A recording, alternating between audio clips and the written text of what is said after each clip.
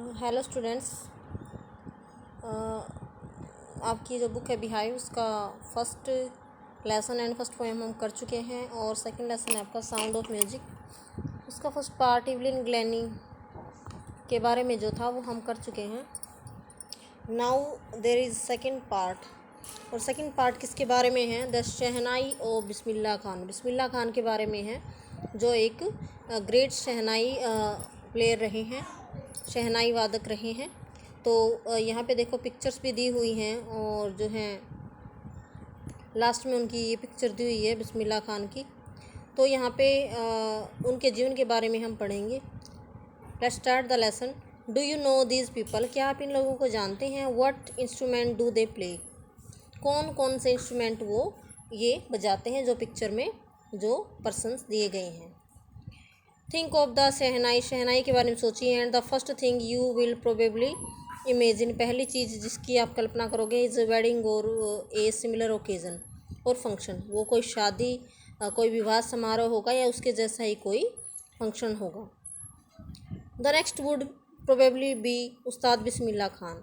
और अगली बात जो आप सोचोगे शहनाई के बारे में वो है Ustad Bismillah Khan. The shehnai maestro. Shehnai maestro यानी शहनाई के जो हैं बजाने में, जो इस आर्ट में जो है जो मास्टर हैं, मास्टर थे। Playing this instrument. इस इंस्ट्रूमेंट को बजाने में जिन्होंने मास्टरी हासिल की थी, निपुणता हासिल की थी। Now there is lesson. Emperor Aurangzeb banned the playing of a musical instrument called pungi. सम्राट औरंगजेब ने जो है बैन मीन्स प्रतिबंध लगा देना, प्रतिबंध लगा दिया था playing of a musical instrument called pungi. Musical instrument यानी एक संगीत जो है एक वाद्य यंत्र पुंगी को बजाने पर प्रतिबंध लगा दिया था सम्राट औरंगजेब ने, क्योंकि सम्राट औरंगजेब जो है वो जो है इन चीज़ों में, संगीत में ज़्यादा उनकी रुचि नहीं थी। इन द रॉयल रेजिडेंस यानी शाही निवास स्थान पर, रेजिडेंस निवास, रॉयल शाही यानी शाही निवास स्थान पर जो औरंगजेब जो सम्राट थे तो उन्होंने जो है प्रतिबंध लगा दिया पुंगी के बजाने पर। कारण क्या था? Four it had a Srila unpleasant sound. क्योंकि इसकी जो आवाज़ थी वो बहुत ही श्रील कर्कश सी आवाज़ थी। अनप्लीजेंट यानी कानों को सुनने में अच्छी नहीं लगती थी। Pungi became the generic name for reeded noise maker. तो कहता है कि pungi became the generic name for reeded noise maker. Reeded यानी रीड या सरकंडे से बनी हुई जो ये नॉइज़ मेकर, ये जो शोर करने वाली जो ये पुंगी यंत्र था, वो उसको ये नाम दिया गया था क्योंकि ये जो है सरकंडे से बनी हुई थी, और जो है इसकी आवाज़ भी इतनी जो है प्लीजेंट नहीं थी, सुरीली नहीं थी। Few had thought that it would one day B revived.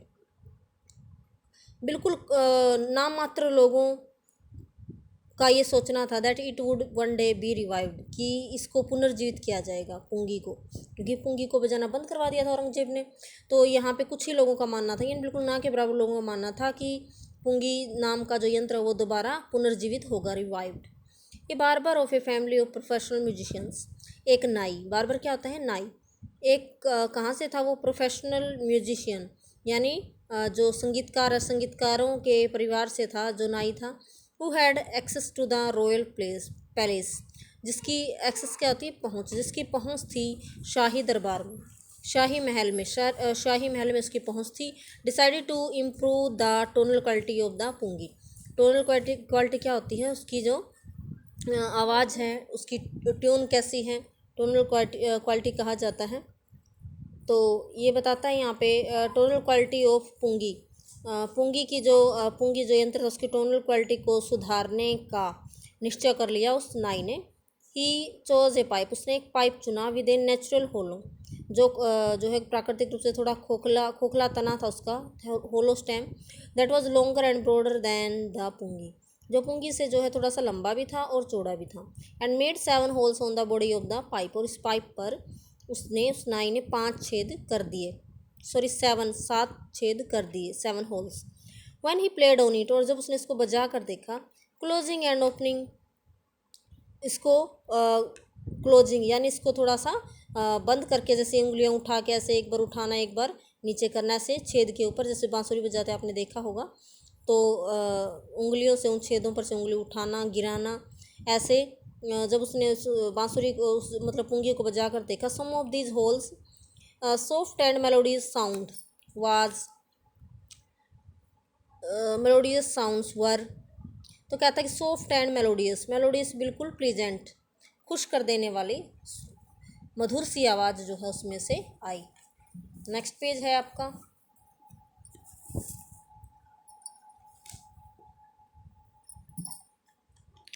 He played the instrument before royalty, royalty यानी शाही दरबार में या सम्राट के सामने उसने इस यंत्र को बजाया, प्ले मीन्स यहाँ पे बजाया। एवरीवन वॉज इम्प्रेस्ड, हर कोई उससे प्रभावित हुआ, हर कोई उस यंत्र की आवाज़ से प्रभावित हुआ। The instrument so different from the pungi, तो ये जो इंस्ट्रूमेंट था, वैसे तो ये पुंगी को सुधार करके बनाया गया था, लेकिन यहाँ पे इस इंस्ट्रूमेंट को कुछ नया नाम दिया गया, had to be given a new name as the story goes, जैसे कि इसकी कहानी थी। Since it was first played in the Shah chamber, क्योंकि ये सम्राट के दरबार में बजाया गया, एंड चैम्बर को हम रूम भी कह सकते हैं, एंड वाज प्लेड बाई ये नाई, और एक नाई के द्वारा ये बजाया गया, इसलिए the instrument was named the shehnai, शाह से बना है और नाई, ये नाई के द्वारा बजाया गया, शहनाई इसका नाम पड़ा। यहाँ देखो ये पुंगी है और ये यहाँ पे शहनाई है, दोनों की आवाज़ में डिफरेंस है। इसका एक क्वेश्चन भी आपके सामने आता है जो आपने राइट किए होंगे। सेकेंड पैसेज है, the sound of the shehnai began to be considered auspicious, auspicious होता है शुभ, अच्छी, तो जो शहनाई की आवाज़ है उसको शुभ समझा जाने लगा। And for this reason it is still played in temples, तो इस को शहनाई को अभी भी मंदिरों में बजाया जाता है। And indispensable component of any north Indian wedding, indispensable ना छोड़ने योग्य, अपरिहार्य, न छोड़ने योग्य, कंपोनेंट ये चीज़ बन गई है, of any north Indian wedding, उत्तर भारतीय शादियों की, उत्तर भारतीय शादियाँ जो होती हैं, विवाह जो होते हैं, उनमें ये न छोड़ने योग्य चीज़ बन गई, न छोड़ने योग्य यंत्र बन गया है, यानी शहनाई के बिना शादियों को जैसे अधूरा समझा जाता है। इन द पास्ट, पुराने समय में, the shehnai was part of the नौबत और ट्रेडिशनल इंसेंबल ऑफ 9 इंस्ट्रूमेंट्स। नौबत किसको कहा गया है? पारंपरिक जो इंसेंबल हैं, यहाँ पे इसको दिया भी गया है, यानी बहुत सारी इसको इंसेंबल को क्या कहा गया है? बहुत सारी चीज़ें, बहुत सारे इंस्ट्रूमेंट जो है, जो अगर ग्रुप में अगर उनका नाम लें तो उनको इंसेंबल कहा गया है। तो ये बताता है यहाँ पे कि पहले जो है the shehnai was the part of नौबत और ट्रेडिशनल इंसेंबल ऑफ 9 इंस्ट्रूमेंट, यानी ग्रुप, यानी 9 वाद्य यंत्रों का समूह, उसको नौबत कहा जाता था, और उसका पार्ट थी शहनाई, उसका एक भाग थी, यानी 9 इंस्ट्रूमेंट जो हैं उनमें से एक थी शहनाई। फाउंड एट रॉयल कोर्ट्स, जो कि शाही दरबारों में पाई गई थी, शाही दरबारों में बजाई जाती थी। Till recently it was used only in temples and wedding, तो कहता है कि टिल रिसेंटली, और अब तक भी जो है इसको बजाया जाता है।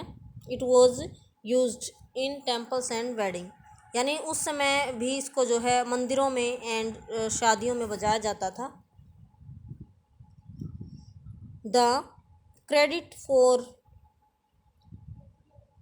Bringing this instrument on to the classical stage goes to Ustad Bismillah Khan, तो द क्रेडिट मीन श्रेय, फॉर ब्रिंगिंग दिस इंस्ट्रूमेंट, इस इंस्ट्रूमेंट को क्लासिकल स्टेज यानी शास्त्रीय मंच पर लाने का श्रेय जो है वो उस्ताद बिस्मिल्लाह खान को जाता है।